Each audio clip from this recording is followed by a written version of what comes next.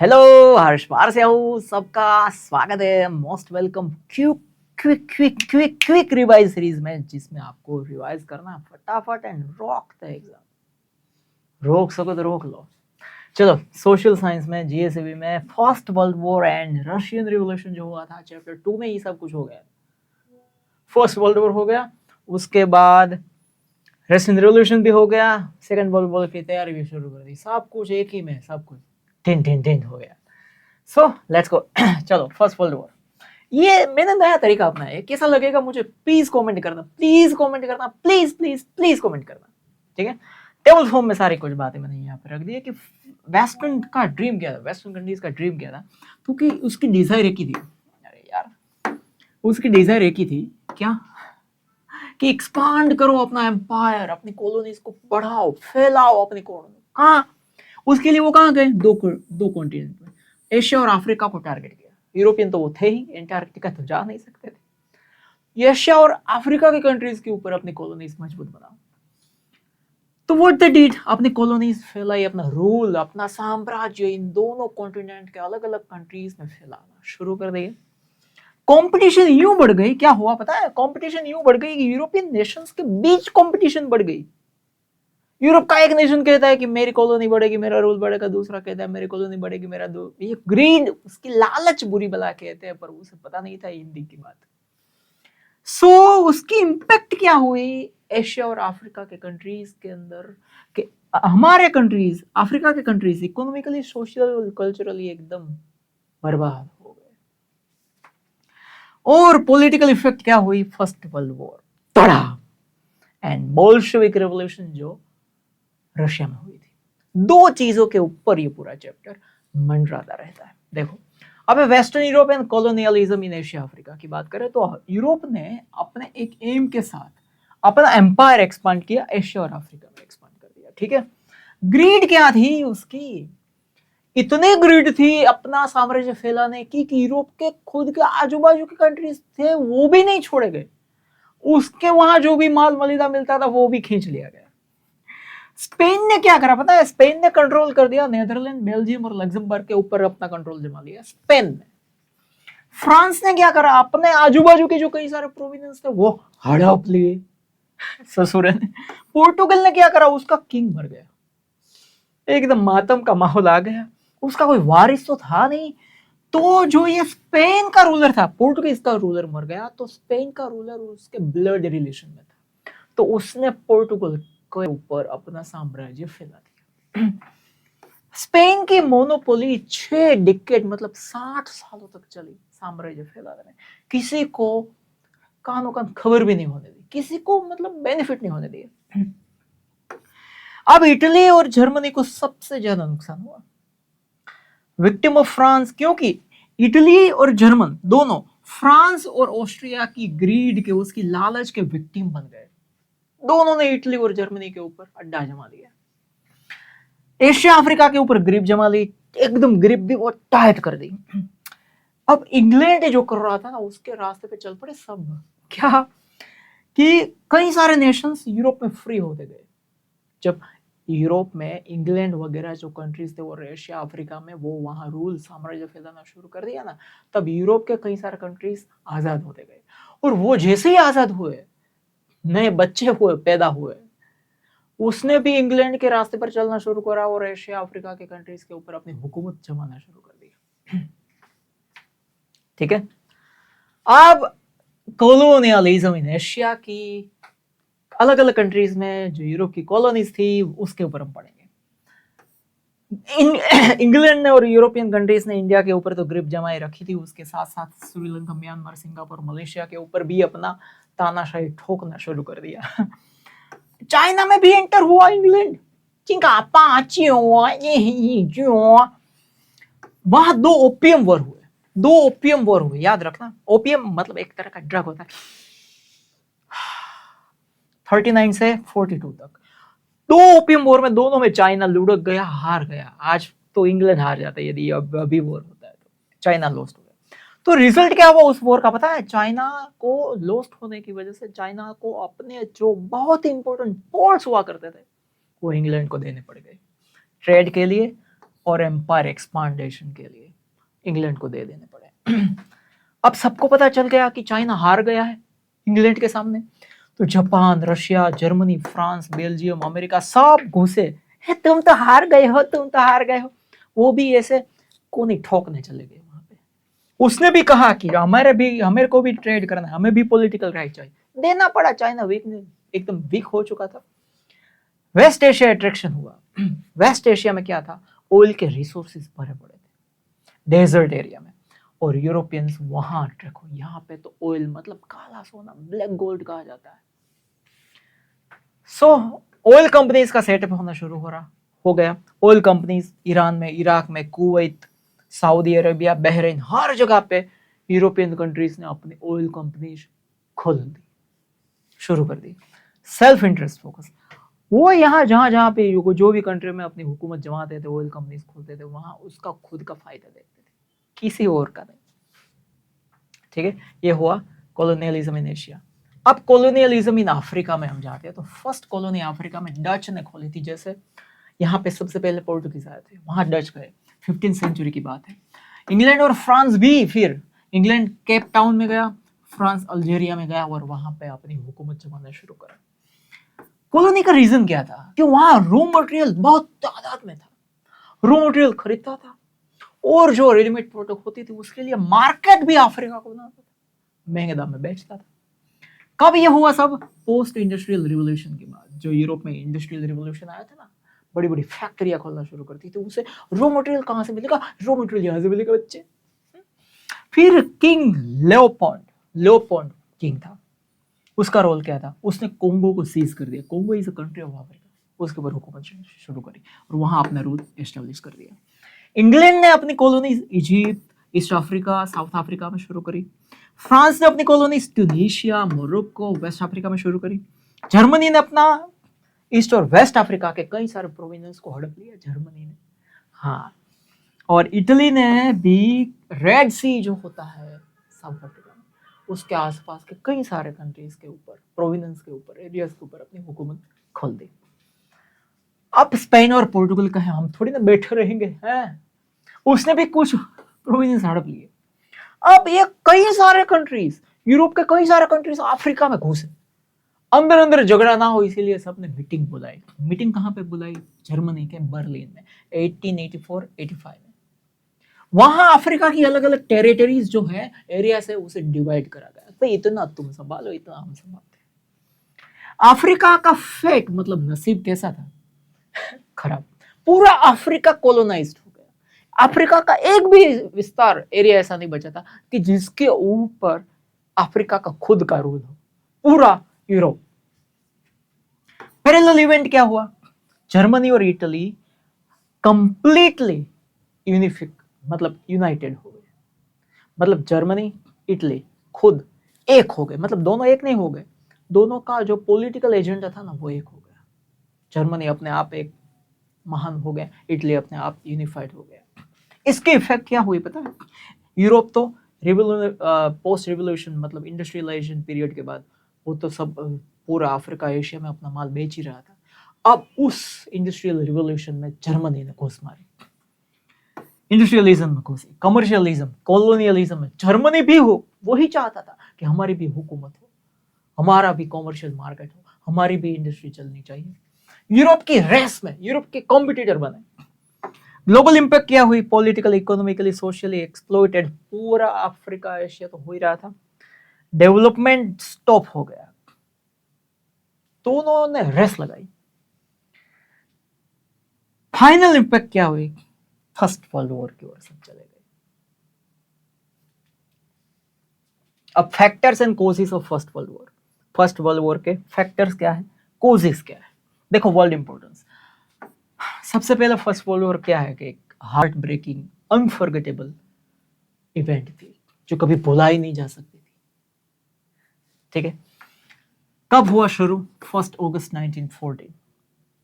कब, क्यों, सबसे पहला वॉर हुआ था, जर्मनी ने फ्रांस को डिफीट कर दिया, लुढ़का दिया। और ट्रीटी मतलब दस्तावेज मतलब डॉक्यूमेंट साइन करवाए फ्रैंकफर्ट शहर में, इसीलिए फ्रैंकफर्ट ट्रीटी कहा जाता है 1871 में। और इस ट्रीटी की टर्म्स क्या थी पता है, जर्मनी ने फ्रांस के माथे पे बैठ गए जर्मनी और कहा उसे कि वॉर का फाइन देना पड़ेगा आपको। पहला। दूसरा, आपके दो बहुत इंपॉर्टेंट एरियाज है वो अब जर्मनी को देने पड़ेंगे। उसका नाम है Lorraine and Alsace. Mineral rich areas थे, जर्मनी इससे बहुत ही माल कमाने वाला था। ट्रीटी का रिजल्ट क्या हुआ? फ्रांस की ह्यूमिलिएशन, मतलब फ्रांस के ऊपर अत्याचार का एक बहुत ही अंधेरा छा गया। इतना अत्याचार हुआ फ्रांस के ऊपर। रूट कोज क्या थे? ये जो ट्रीटी थी ना जिसमें वॉर फाइन 2 एरियाज देने पड़े जर्मनी को, वो एक रीजन बन गई फर्स्ट वर्ल्ड वॉर का। सो की थॉट क्या है? एक वॉर का अंत हुआ और दूसरा वॉर का शुरुआत। एक इंपैक्ट, दूसरी इकोनॉमिक इंपैक्ट है, ठीक है। इंग्लैंड जो था ना वो बहुत ही बड़ा एम्पायर पूरे एशिया अफ्रीका में जमा चुका था। एशिया अफ्रीका इकोनॉमिकली दोनों कॉन्टिनेंट के कंट्रीज को वो एक्सप्लॉइट कर रहा था और खुद रीच बनते जा रहा था। दूसरे किसी को रीच बनने का न्योता भी नहीं दिया था। इंडस्ट्री सब बहुत ही चल रही थी इंग्लैंड में, यूरोप में। तो इंडस्ट्रीज को चाहिए क्या? रॉ मटेरियल्स चाहिए। तो रॉ मटेरियल्स इन दोनों कंट्री से मिलता था। फास्ट कॉलोनाइजेशन यदि उसे करना है तो ह्यूज रॉ मटेरियल की जरूरत पड़ी थी और दोनों कॉन्टिनेंट के कंट्रीज के पास से वो रॉ मटेरियल मंगवाता था बहुत ही चीपर दाम में। जर्मनी भी उस समय पे एंटर हो चुका था इंडस्ट्रियल रिवॉल्यूशन में। लेट 19th सेंचुरी की बात है। उस समय मार्केट में कंपटीशन में ईस्ट और इंग्लैंड, मतलब यूरोप, ईस्ट और जर्मनी दोनों कंपटीशन कर रहे थे और दोनों चाहते थे कि एशिया अफ्रीका के मार्केट उनके खुद के होने चाहिए, दोनों के शेयर्ड नहीं। इंग्लैंड चाहता था कि मेरा ही मार्केट एशिया अफ्रीका में होना चाहिए, जबकि जर्मनी चाहता था मेरा ही मार्केट एशिया अफ्रीका में होना चाहिए। चीपर गुड्स, जर्मनी ने क्या करा? इंग्लैंड की कंपैरिजन में बहुत ही चीप गुड बेचना शुरू करा। चीजें इंग्लैंड और फ्रांस को लुढ़काने के लिए मार्केट पूरा तहस नहस हो गया। इंग्लैंड और फ्रांस का जो डोमिनेटेड मार्केट था ना अब तक, उसका हड़प क्या हुआ? वो मार्केट को जर्मनी ने ऐसे तोड़ दिया, ऐसे तोड़ दिया। उसके ऊपर जर्मनी बैठ गया उस घोड़े के ऊपर। रिजल्ट क्या हुआ? इंटेंस इकोनॉमिक कंपटीशन हो गई जर्मनी और इंग्लैंड के बीच। दोनों दुश्मन बन बैठे मार्केट शेयर में। तीसरा रीजन है first world war causes, military reason. अब मिलिट्री फोर्स की सबको जरूरत पड़ गई। सब ये चाहते थे कि हमारी मिलिट्री एक्सपांड होनी चाहिए, बढ़नी चाहिए, ताकतवर होनी चाहिए। मिलिट्री बिल्डअप में क्या हुआ? इंग्लैंड, फ्रांस, ऑस्ट्रिया और रशिया सब ने अपना मिलिट्री पावर बढ़ा दिया, एक्सट्रीम लेवल पे बढ़ा दिया, क्योंकि कभी भी वॉर हो तो हम पीछे नहीं हटेंगे। कंपल्सरी ट्रेनिंग कर दी कि आप इटली, जर्मनी और जापान ने अपने कंट्री में रहने वाले हर एक लोगों के लिए मिलिट्री ट्रेनिंग कंपल्सरी कर दी, ताकि कभी भी युद्ध हो तो तकलीफ ना हो। वेपन का प्रोडक्शन सबने शुरू कर दिया, तादाद में वेपन प्रोडक्शन शुरू कर दिया। क्यों? एक्सक्यूज क्या बताया? सेल्फ डिफेंस के लिए बना रहे हैं भाई। कभी भी कोई आके हमके ऊपर अटैक करे तो हम थोड़ी ना बैठेंगे। रीजन ये बताया, सेल्फ डिफेंस। तो मिलिटरिज्म का राइज हुआ, उसे बूस्ट मिला मिलिट्री को ताकतवर बनाने में, और वॉर का पूरा एटमॉस्फेयर बन गया। एक तो इकोनॉमिक कंपटीशन तो थी ही जर्मनी और इंग्लैंड के बीच, मिलिट्री कंपटीशन भी बढ़ गई, मतलब वॉर लाइक एटमॉस्फेयर हो गया। कभी भी ये बॉम्ब फट सकता है। उसके बाद का रीजन है ग्रुपिज्म। अलग अलग ग्रुप में वर्ल्ड के कंट्रीज बट गए, वॉर ग्रुप जिसे कहा जाता है, ठीक है। Groupism, world divided into 2 groups, 2 group में बन गए, ग्रुप 1, ग्रुप 2। ग्रुप 1 में क्या था? Germany, Austria, Hungary, Bulgaria and Turkey. दूसरे ग्रुप में England, France, Russia, Japan, America कहीं पे भी नहीं था। सीक्रेट ट्रीटीज, मतलब सीक्रेटली वो अपने आप साथ कई सारे डॉक्यूमेंट साइन करने लगे, किसी को पता ना चले। वैसे नेगेटिव फीलिंग इससे फैली कि आप हमारे ग्रुप में हो फिर भी ये डॉक्यूमेंट साइन कर रहे हो। जेलसी एक दूसरे के बीच, एनमिटी एक दूसरे के बीच, विश्वास तो था ही नहीं, डर का पूरा एटमॉस्फेयर था, नफरत फैली हुई थी। ये सारे इमोशंस की वजह से कई सारे ग्रुप्स के अंदर टेंशन बढ़ गया, और ये टेंशन जैसे जैसे बढ़ता गया ना, ट्रस्ट टूटता गया, डर फैलता गया, नफरत खड़ी होती गई। फर्स्ट वर्ल्ड वॉर का मेन रीजन बन गया। और आखिरी चिंगारी कब लगी? नेशनलिज्म के बाद अभी आता है आखिरी चिंगारी। कि पूरे जर्मनी में, पूरे यूरोप में, कंट्रीज के अंदर नेशनलिज्म का बड़ा ही मोटो फैल गया। कैसे? इंडिपेंडेंस ऑफ बेल्जियम और ग्रीस उस समय पे इंडिपेंडेंट हुए, मतलब आजाद हुए। जर्मनी और इटली भी यूनिफिकेशन मतलब यूनाइटेड हो गए थे। अब सब कंट्रीज में कैसा नेशनलिज्म फैला था पता है? Narrow minded. हमारे कंट्री का ही फायदा होना चाहिए, दूसरे कंट्री बाढ़ में जाए, जहां जाना है जाए, हमें क्या लेना देना। Extreme nationalism, rise of ego, pride. मेरे कंट्री के बीच तूने यदि मेरे कंट्री की ओर देखकर सुसु भी किया ना, तो सुसु दूसरी बार तो करने लायक नहीं रहेगा। ऐसा इतना नेशनलिज्म बढ़ गया। कॉन्फ्लिक्ट राइज होने लग गए, इकोनॉमिक जेलसी तो थे ही, कॉम्पिटिशन बढ़ती गई, कॉलोनियलिज्म फाइट भी थी। अलग अलग कंट्रीज चाहते थे कि हमारी कॉलोनी बढ़े, हमारा साम्राज्य बढ़े, हमारी प्रोडक्ट बिके। Interest began to clash. खुद हर एक कंट्री दूसरे कंट्री के बारे में सोचता ही नहीं था, सिर्फ और सिर्फ हमारा कंट्री को फायदा होना चाहिए। इससे वो क्लैश होते गए। प्रोपोगेंडा क्या था? नेशनलिज्म को मतलब अलग अलग कंट्रीज ने अपने खुद में डिस्ट्रक्टिव नेशनलिज्म पढ़ाना शुरू कर दिया कि दूसरे कंट्री भाड़ में जाए, भाड़ में जाए, भाड़ में, हल्ला बोलो, मार दो, हमारे कंट्री को कैसे भी करके फायदा होना चाहिए। खुद का प्यार, दूसरे नेशन के प्रति नफरत। मेरा फैमिली मेरा, दूसरा गया भाड़ में। मेरा कुत्ता कुत्ता, साडा कुत्ता टॉमी, ऐसा ऐसा ही कुछ। और उस समय पे केजर विलियम था, केजर विलियम जर्मनी का। वो नेशनलिज्म का ओरिजिनेटर माना जाता है, पैदाइश। उसने कॉलोनियलिज्म नेशनलिज्म का ओरिजिनेटर माना जाता है। वो ओवर एम्बिशियस एंड लीडरशिप उसके ओवर एम्बिशियस थी। वो क्या ड्रीम चाहता था पता है? उसके ड्रीम हर रोज सपने में एक ही चीज आती थी कि पूरी दुनिया में मेरी ही लीडरशिप चलनी चाहिए, पूरी दुनिया में जर्मनी के सिवा कोई और कंट्री होना ही नहीं चाहिए। ये चाहता था Kjær William. Ruled by military power, will power, domination. उसका विल पावर उतना था, मिलिट्री पावर उस समय पे जर्मनी का आउटस्टैंडिंग था। उसके बलबूते पर बंदा चढ़ रहा था ऊपर। वॉर फीलिंग स्प्रेड हो गई अक्रॉस नेशंस में। बस यही हो गया, अब फर्स्ट वॉर हो गए। और लास्ट चिंगारी ने अभी एक आई, न्यूज़पेपर में क्या आता, यूरोपियन नेशंस ने न्यूज़पेपर में छापना शुरू करा। क्या? खुद के देश के प्रति प्यार, दूसरे कंट्रीज के प्रति नफरत। प्रोवोकेटिव वर्ड्स छापना शुरू कर दिए। हेट्रेड पूरी दुनिया में फैल गई, नफरत का वातावरण चरम सीमा पर पहुंच गया था। नेगेटिव कंटेंट कैसे? डेरोगेटरी, एक्सट्रेजरेटेड, मतलब बड़ा चढ़ा के न्यूज़पेपर में लिखा जाता था। फॉल्स तो हो तो फॉल्स बातें फैलाओ, अपने कंट्री के फायदे में हो, फॉल्स बातें फैलाओ, दूसरे कंट्री के नफरत में हो फैलाओ। रिजल्ट क्या आया? वेनम, मतलब जहर फैलता गया, पॉइजन फैलता गया। राइवल नेशंस जो थे, मतलब जो दुश्मन देश थे, वो भी तो ये न्यूज़पेपर पढ़ते थे। ये हमारे कंट्री के बारे में ऐसा लिख रहा है कुत्ते। शांति जो बनी रही थी उसके ऊपर एक नेगेटिव इंपैक्ट आ गई। रूलर्स फेल हो गए शांति को संभालने में, कंट्रोल करने में, लाने में। नो हार्मनी, कोई शांति से रह नहीं पाया।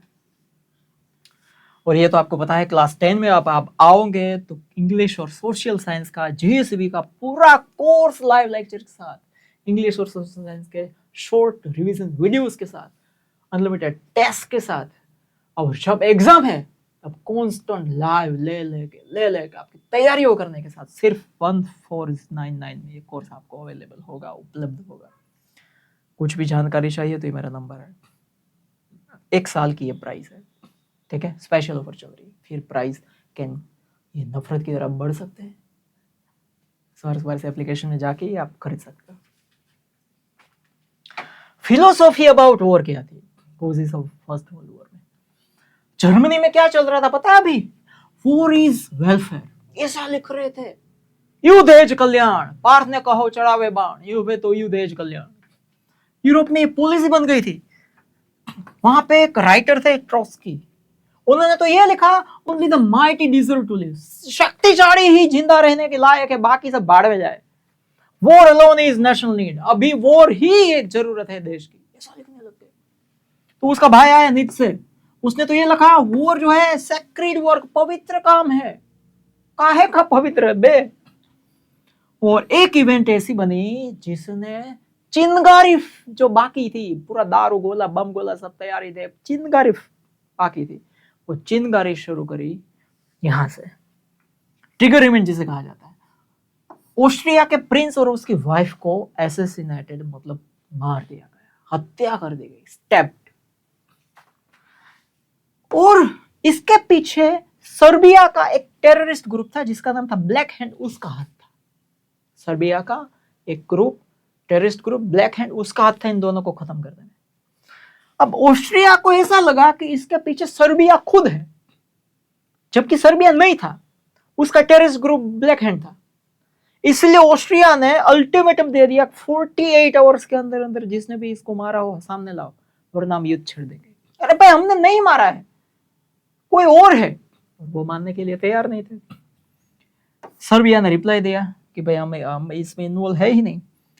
ऑस्ट्रिया ने वॉर डिक्लेयर कर दिया सर्बिया के ऊपर, और जैसे ही हमला किया ऑस्ट्रिया ने सर्बिया के ऊपर, it was the start of first world war.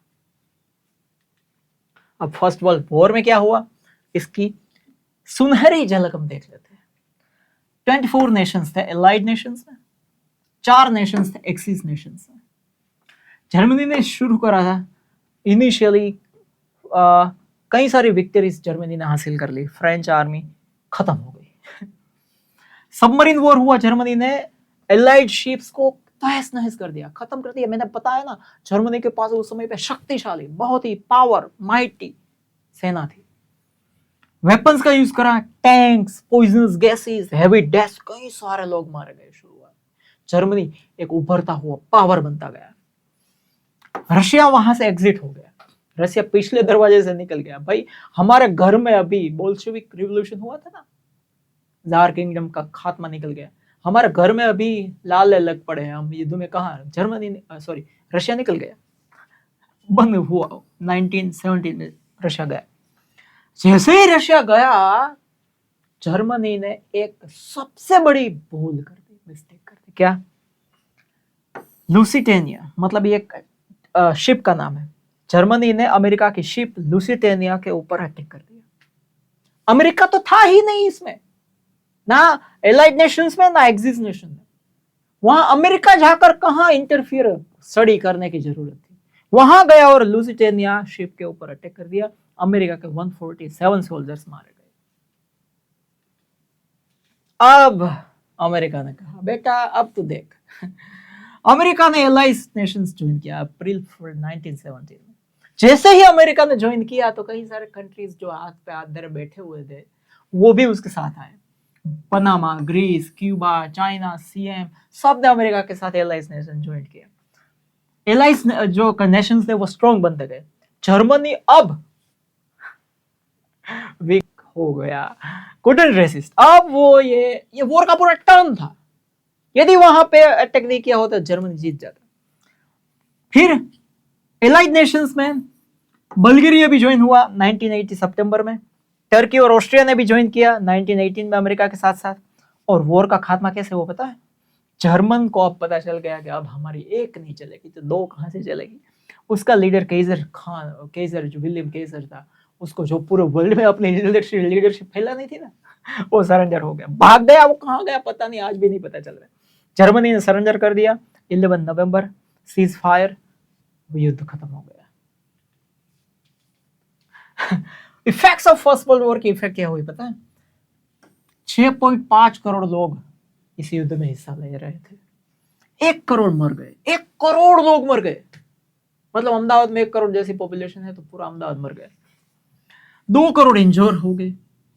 70 lakh लोग परमानेंटली डिसेबल्ड हो गए। कई सारे लोग आफ्टर वॉर के बाद स्टारवेशन, भूख से मर गए। किलिंग्स हुए, एपिडेमिक्स हो गए, डिसीजेस फैल गए। टोटल एक्सपेंडिचर तो बहुत ही हाई था जो यहाँ पे लिखा भी नहीं। ये वॉर की इफेक्ट होती है। That's why we don't attack Pakistan, Pakistan don't attack any other country. Social change क्या हुआ, सोशल इफेक्ट क्या हुई बच्चे? देखो, मेजोरिटी ऑफ मैन, ज्यादातर मैन मतलब पुरुष वॉर में थे, वॉर फ्रंट में थे। ठीक है, तो यहाँ पे पीछे फैमिली में कौन बचेगा? मेन विमेन ही बचेंगी। तो विमेन ने धीरे धीरे जॉब और रिस्पॉन्सिबिलिटी लेना शुरू कर, घर तो चलाना पड़ेगा ना। तो सोशल शिफ्ट हुआ। घर के बाहर दूर युद्ध में लड़ने वाले पुरुष लोग थे, तो यहाँ पे महिलाओं ने जॉब करना शुरू कर दिया, बिजनेस करना शुरू कर दिया, फैमिली को संभालना शुरू कर दिया, घर से बाहर निकलना शुरू कर दिया। विमेन फेल्ट इक्वल, अब उसे लगा कि हमें भी इक्वल राइट मिलने चाहिए। सेल्फ कॉन्फिडेंस उसका बूस्ट हो गया कि ये युद्ध में लड़ रहे तो घर हम भी तो संभाल रहे हैं, हम कहाँ कम है उससे। उससे पहले की स्थिति ये थी वर्ल्ड वॉर पहले की, यूरोप जैसे एडवांस जिसे हम आज भी कहते हैं, वहां पे विमेन की स्थिति बहुत ही, भारत से तो बहुत ही बेकार थी। डिमांड करा उस महिलाओं ने कि अभी हमें भी वो राइट चाहिए वोटिंग में। वोटिंग राइट भी नहीं था तब उसके पास। जो नेसेसिटीज थी युद्ध के समय, युद्ध के बाद खाने पीने की चीजों में, उसकी डिमांड बहुत ही बढ़ गई थी और प्रोडक्शन बहुत ही डाउन हो गया था। तो स्केर्सिटी मतलब कमी हो गई, शॉर्टेज हो गई, अनएम्प्लॉयमेंट, लोगों के पास जॉब नहीं थी, स्टारवेशन, भूख से मर रहे थे, स्ट्राइक के ऊपर स्ट्राइक हो रही थी, लॉकआउट्स हो रहे थे। और पीपल की कंडीशन कैसी थी पता है आफ्टर वॉर?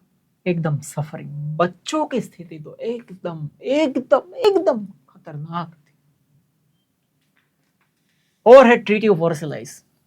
ये जो ट्रीटी हुई ना, जो ट्रीटी जर्मनी ने फ्रांस के ऊपर करी थी, उसने दूसरा युद्ध छेड़ दिया। और ये ट्रीटी ऑफ जर्मनी की ओर है जो वर्ल्ड वॉर 2 की ओर लेके जाएगी। जर्मनी ने सरेंडर कर दिया, एलाइड नेशंस जीत गए, अमेरिका जिसके साथ जुड़ा था। पेरिस में, फ्रांस के पेरिस में एक पीस प्रोसेस हुई। 58 कमीशंस मतलब 58 संगठन हुए, ये यूनिट बनाए गए, और 145 सेशंस मतलब 145 मीटिंग्स हुई। मिरर पैलेस था जहां पे ट्रीटी हुई ना, उस पैलेस का नाम था मिरर पैलेस, वो वर्सलाइस पे था, इसीलिए वर्सलाइस ट्रीटी कहा जाता है उसे। ठीक है, उसमें क्या क्या प्रोविजन हुए पता है? रीजनल अरेंजमेंट मतलब एरियाज को कैसे एक दूसरे के बीच बांटे, ट्रूप को मतलब जो अलग अलग कंट्रीज की जो आर्मी है उसे कट करो, डिसआर्ममेंट, हथियार अब नहीं लेने हैं, उसके ऊपर साइन करो, वॉर के फाइन लगाओ जिसने भी यूज शुरू करा है, और उसके एरियाज का जो अलग अलग शहर है वो बांट दो, और दूसरी भी कई सारी टर्म्स थी। अब की लीडर्स कौन थे इसमें, ये प्रस्ताव रखने वाले? अमेरिका के विल्सन थे, यूके के जॉर्ज थे, फ्रांस के क्लेमेंको थे, इटली के ओर्नाल्डो थे। ये 5 मेन थे, 5 या 4 हुए, कितने हुए? 1 2 3 4 मेन। और सबने एक ही बात बताई कि जर्मनी ही रिस्पॉन्सिबल है इसमें, बाकी कोई और नहीं है। ट्रीटी ऑफ वर्सलाइस में आगे देखो, जर्मनी के ऊपर 6.5 बिलियन पाउंड का वॉर लगाया गया। 6.5, जितने लोग ने हिस्सा लिया था ना युद्ध में, उतने बिलियन पाउंड का वॉर लगाया गया। और जर्मनी का जो रूरल एरिया था वो फ्रांस को देना पड़ा। राइन रिवर सबके लिए खोल देनी पड़ी सी रूट के लिए। और भी है, राइनलैंड नाम की एक जगह है, वहां पे फोर्ट्रेस थी मतलब जर्मनी और फ्रांस के बीच, वो फ्रांस को दे देनी पड़ी 15 साल के लिए, और वहां पे कोई फोर्ट्रेस नहीं बनाना, ऐसा प्रावधान करा गया। इकोनॉमिक डैमेज की बात करें तो जर्मनी के ऑर्गेनाइजेशन जो थे उसके ऊपर, पॉलिटिकल ऑर्गेनाइजेशन के ऊपर अलग अलग कंट्रीज ने अपना पावर जमा लिया। और जो 2 एरिया एल्सास और लोरिन जो फ्रांस को, जर्मनी को देने पड़े थे पास्ट में, वो वापस दे देने पड़े, return to France. Resource supply की बात करें तो जर्मनी के पास कोल और आयरन का बहुत ही भंडार पड़ा था, वो एन्युअली एलाइज नेशन को अलग अलग डिवीजन में देना पड़ेगा, इसी साइन हुई। मतलब जर्मनी की तो वाट लग गई, साइन करवाया, गन पॉइंट के ऊपर जर्मनी को साइन कर बे, साइन करवानी पड़ी। और जर्मनी इसमें बहुत ही मतलब हो गए थे, सहम गए थे, पर करे क्या, टूट चुके थे पूरे। जर्मन इकोनॉमी एकदम टूट गई, तहस नहस हो गई। विलियम केजर इसके पीछे। अब है लॉन्ग टर्म इफेक्ट क्या थे। ये ट्रीटी जो साइन हुई ना, उसने रिवेंज फीलिंग को जन्म दिया, बदला की फीलिंग। इतना कोई वॉर फाइन थोड़ी ना करता है, सब कुछ ले लिया, कुछ भी नहीं बचा, चड्डी भी पहनने के लिए नहीं बची। पीस नॉट एस्टेब्लिश्ड, शांति इससे एस्टेब्लिश नहीं हुई। सोशलिस्ट रशिया को इसमें किसी ने याद भी नहीं किया ये ट्रीटी में, तो रशिया को ईगो उछल गया वहां से। लीग ऑफ नेशंस में भी किसी ने याद नहीं किया रशिया को। अमेरिका डिडंट ज्वाइन, उसने लीग ज्वाइन नहीं करी, रशिया को किसी ने याद नहीं करा। अमेरिका ने लीग ऑफ नेशंस ज्वाइन नहीं करी, रशिया को किसी ने याद नहीं करा। हिडन कोज क्या थे? पीस प्रोसेस का मतलब क्या हुआ? सेकेंड वर्ल्ड वॉर के सीड्स बो दिए गए थे। अब है रशियन बोल्शेविक रेवोल्यूशन की बात करें। बिग वर्ल्ड इवेंट हुई थी ईयर 1917 में, जब फर्स्ट वर्ल्ड वॉर चल रहा था और जब रशिया ने फर्स्ट वर्ल्ड वॉर से अपना एग्जिट किया था। इसीलिए जार किंग रूल किया करते थे, वो डिक्टेटर थे, किसी को कोई राइट्स नहीं देते थे, सब राइट्स उसके पास रहे, ऑल राइट्स आर रिजर्व्ड। इतने क्रूल थे, पिटीलेस थे कि वो मनमानी करते थे, अपनी कुछ भी करते थे, टॉर्चर करते थे, कोई विरोध करते उसे जेल में डाल देते थे और सर्बिया के कोल्ड डेजर्ट में डेथ की सजा सुना देते थे। ऐसे कम ही नहीं, और भी वर्ड्स आ रहे हैं, नहीं बोल रहा हूं। पीपल की कंडीशन कैसी थी? दुखी, पॉवर्टी, हार्डवर्क करने के बाद भी कोई इनकम नहीं बचती थी। फार्मर्स इतने पूर थे, लेबरर्स इतने पूर थे, मेहनत करने के बाद भी एक पैसा नहीं मिलता था। वहां फादर गेपोन थे, एक रिवोल्यूशनरी। उन्होंने विंटर पैलेस में एक रैली निकाली 22 जनवरी 1905। पीसफुल रैली थी, कोई हथियार लोगों के हाथ में नहीं थे। और उसके जो रूलर थे किंग जार, उसके फोटो थे और एक सूत्र लिखा था, long live little white Lord of Russia. Russia के हे भगवान तुम लंबा जियो। शांति से रैली निकाल के जा रहे थे। और ब्लडी संडे की बात है तो ये जार किंग ने आर्मी बुलाई और आर्मी ने इस इनोसेंट लोगों के ऊपर, जिसके पास कोई हथियार नहीं थे, उसके ऊपर, जो राजा की लंबे जीवन की कामना कर रहे थे, उसके ऊपर आर्मी ने फायर करा। हजारों लोग मारे गए। इतना स्नो था, विंटर सीजन थी, इतना स्नो था, मारे गए। उसका ब्लड से पूरा स्नो लाल हो गया। इसीलिए संडे होने की वजह से ब्लडी संडे उस दिन को कहा गया। रशिया लॉस्ट टू जापान, और जापान ने इसी समय अटैक किया रशिया के ऊपर। जापान छोटा सा कंट्री है, रशिया इतना बड़ा, फिर भी रशिया हार गया, जापान जीत गया। और जार्डन किंगडम्स पूरा एक्सपोर्ट हो गया कि आप वीक रूलर हो। फिर क्या हुआ? ड्यूमा असेंबली को 4 बार बुलाया कि भाई फेल हो रहे हैं, रशिया हार रहा है, जापान के सामने हार रहा है। ड्यूमा असेंबली मतलब lower house of parliament, Russia का लोअर हाउस पार्लियामेंट मतलब ड्यूमा असेंबली, उसे बुलाया। 4 बार बुलाया, चारों बार डिसमिस हो गया। चारों बार डिसमिस हो गया भाई, चारों बार। फिर वर्कर्स ने स्ट्राइक रखी 8 मार्च 1917। उसे पेट्रोग्रेड स्ट्राइक कहते हैं। आर्मी ने उस समय भी जार किंगडम में कहा चलाओ गोलियां और मार दो सबको। आर्मी ने रिफ्यूज कर दिया, अब हम शूट नहीं करेंगे, अब हम शूट नहीं करेंगे। और वहीं से रिवोल्यूशन शुरू हुआ। और मेंशेविक गवर्नमेंट, जिस धीरे धीरे केरेंस्की नाम का एक बंदा था, उसने जार किंगडम के हाथ से पूरा पावर छीन लिया। और मेंशेविक का आर्मी का लीडर था ये केरेंस्की। माइनॉरिटी जो ग्रुप होता था उस समय पे उसका भी लीडर हुआ करता था, मिडिल क्लास ग्रुप का लीडर। सब खुश थे, एक ही बंदा खुश नहीं था, उसका नाम है लेनिन। उन्होंने लेबरर्स को सपोर्ट किया। वो मानता था कार्ल मैक्स की फिलोसॉफी को, केरेंस्की को नहीं। अब सामने सामने कौन आएगा? बोल्शेविक रिवॉल्यूशन में लेनिन और उसके सामने मेंशेविक्स, दोनों सामने सामने आ गए। नवंबर 1917 में फाइनल रिवॉल्यूशन हुआ। लेनिन ने केरेंस्की से पावर हड़प लिया और उसी के साथ 300 ईयर का जो झारडम किंग का रूल था उसको तहस नहस कर दिया और रशिया जार फ्री 300 साल के बाद पहली बार हुआ। युद्ध की जो हॉरर कहानी है उसके बाद सबको पता चला कि अब शांति की जरूरत है। Nations felt need, world peace essential है, शांति होनी ही चाहिए। इंटरनेशनल ऑर्गेनाइजेशंस को यही जरूरत लगा कि भाई अब शांति से रहो, think actively and immediately. American president Woodrow Wilson आए, वो की कंट्रीब्यूटर थे, उन्होंने 14 पॉइंट में ये सारी चीजें समझाई थी। पेरिस पीस प्रोसेस 10 जनवरी 1920 में हुई। लीग ऑफ नेशंस फॉर्म हुए उस समय पे। लीग ऑफ नेशंस के अब एम क्या थे? लीग ऑफ नेशंस के एम पीस को मेंटेन करना, ग्लोबल सिक्योरिटी को मेंटेन करना, रिस्पेक्ट यूनिटी एंड इंटीग्रिटी। हर अलग अलग कंट्री की अपनी खुद की इंटीग्रिटी होती है, उसको रिस्पेक्ट करना। वॉर को छोड़ो, एंटी वॉर मिशन चलाओ। इंटरनेशनल रिलेशंस को बढ़ावा दो भाई। ये एक ग्लोबल रिलेशन की बात थी।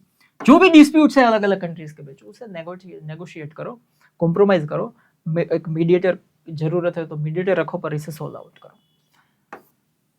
पर हुआ क्या, रिबेल नेशंस क्या करते थे, इसमें यह भी कहा गया कि यदि कोई हमारी बात लीग ऑफ नेशंस की ना माने तो उस कंट्री को रिबेल नेशन डिक्लेयर करो, रिबेल कर दो।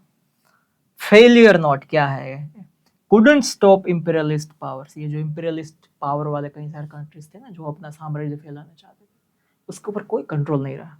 और सेकंड वर्ल्ड वॉर 1939 में कैसे भी करके शुरू हो ही गया। इसके साथ ये SST मास्टर ने आपका चैप्टर 2 कर दिया एकदम रिवाइज। कैसा लगा? ठीक है, तो कमेंट अवश्य करना कि ये सीरीज कैसी जा रही है आपकी। ठीक है, हंसते हंसते पढ़ते रहना। ठीक है, रॉक द एग्जाम।